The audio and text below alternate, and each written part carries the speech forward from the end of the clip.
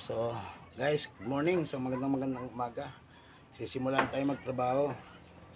Ngayon ang ipapakita ko sa inyo, yung importante po ito. Ito po ay mga sa duktungan ng ating mga konkreto, no. Kung kayo po ay magduduktungan ng konkreto ng structural, ay ito po ay importante. Siguro marahil yung iba nito hindi pa nakakaalam. Pero yung iba may alam na nila to. Ay ipapakita ko sa inyo. Maganda kasi kung actual ko ipapakita sa inyo, no? Di natin pwede ipakita sa drawing. Maganda kung actual na. Tara po, ipakita ko sa inyo. Bali, ayan na po ang ating bubuhusan, ano. Yung pinorma natin ng nakaraang mga araw pa, nakaraang linggo, at di natin nagawa dahil nag-uulan. Ayan po. Yan po yung katulad ng pinapakita ko sa inyo na abang na bakal, tsaka yan. At ito po, yan po yung pinaka-importante sa lahat, ano. Nakikita nyo po, yung 45 degrees yan. Naka-slide po yan hanggang dito. Yan, nakita nyo yan. Kapag kayo po nag-abang ng bakal, tapos puputulin nyo ang konkreto, kailangan pag nagputol po kayo ng konkreto, ay kailangan nakasampa po sa poste, ano. Yan, katulad po nito, naglawit lang tayo ng konti, no. Mas maganda nga kung mga 50 yan, eh. Huwag naman masyado mahaba dahil pwede nang mabali siya doon. Hanggang dyan po yung duktungan niya. Kaya po naman naka-slide yan, naka 45. Para po pagbuhos ng duktungan, nakapatong yung bato. Yan, nakasampa siya dyan. Diba? Dahil naka 45 siya, nakasampa. Huwag po yung pabaliktad na gano'n ng duktungan. Pag pabaliktad, pwede pong malaglag doon. Ang lumalaban lang doon, bakal. Pati rin po yung isa pang mahalaga na yung iba hindi nagaganito, ginagawa, tinatapalan lang ng sako sa mga gilid na yan. Ay wala pong silbi yun. Dahil pag naging diretso, ang duktungan diretso niya, nakadiretso siyang ganun, halos ganito lang siya, pantay. Wala na pong silbi yun, hindi na siya nakapatong, hindi na tumutukod. No, wala nang lakas, ang nagdadala lang doon ay bakal. Paano kung mabulok yung bakal? Wala na, babagsak na po yung bato niyon. Iyan, kahit mabulok ang bakal, nakapatong pa rin yung niyang bato. Para po siyang kahoy. Ang bato po kasi hindi mo mapagdidikit yan. Ang magiging pagdikit niyan ay ito. Bakal po ang nagdadala niya. Kaya kung nakapatong yan, mas matibay, hindi persado ang bakal, ano. Ganyan po kaganda ang naka 45 na duktungan. Lahat po kayo, pag nag-abang po kayo ng bakal, ganyan po gawin yung duktungan sa pagputol, ano. Dahil kung hindi nyo kayang forman lahat, ganyan po gawin nyo. Yan, katulad po ng isa na yun, gagawin pa natin yan, naka 45 din.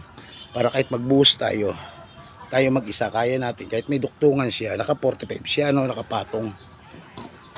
Yan po yung pinaka-importante. Tulad po nito, bubuhusan to sa diretso. Kailangan palampasin nyo po sa poste, no, i-45 nyo rin pag ganun. Yan, ganyan po ang kahalagahan ng pagputol ng duktungan natin ng konkreto, no. Yan. Ganun din yan doon sa kabila, no. Palampasin nyo sa poste. Kailangan kumapit sa poste yung duktungan nyo. Yan. Sana po ay may natutunan kayo at sana nakatulong sa inyo itong bidyong pinakita ko. Maraming salamat. At ngayon po ay magsisimula tayo magbuhos, ano.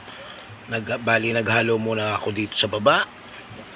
Yan. Naghalo na po ako dito. Medyo marami na tayo nabuhusan, ano. Ngayon ay ipapakita ko lang ginagawa ko na ako lang mag-isa. Binubuhusan ko yan kahit mahirap dahil wala naman tayo pang-upa sa pangpasahod sa mga tao. Kaya kahit ako mag-isa, tinatsaga ko po dahil bahay ko po ito. Ganyan lang po. Ayan, papalahin mo yan pagkat naipala mo na yan, napuno mo na yung 2 balde na yan. Mas maganda kung marami kang balde para isasampa mo siya na isasampa. Ayan, katulad ng gagawin ko ngayon, isasampa ko pa yan sa taas. Ganyan talaga kahirap. Kailangan natin magtyaga dahil wala tayong pang pasahod sa tao. Kaya tayo na lang lahat ang gagawa. Yan, nakita niyo yan.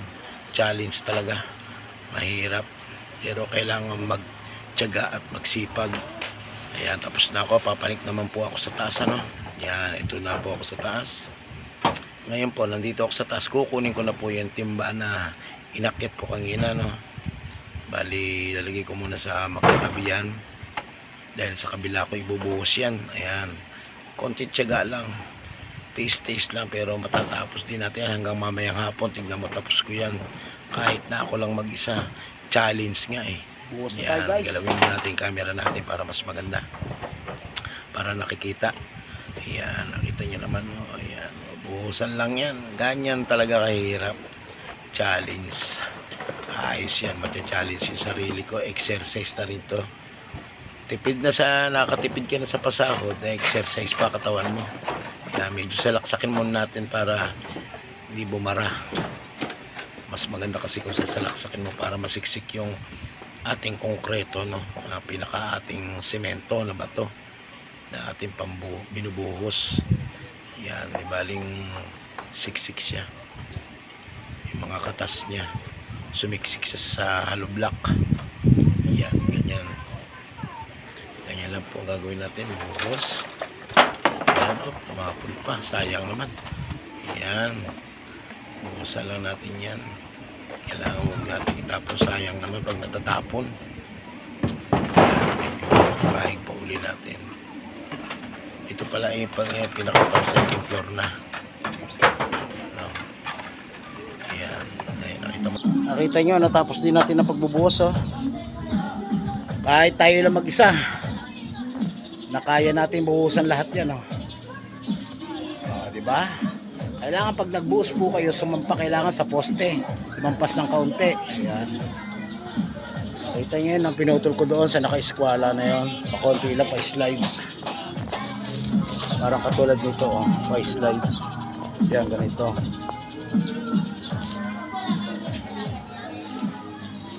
Babaklasin ang forma niyang bukas, ililipat naman doon. Yun naman ang bubuhusan ko, pupormahan ko muna.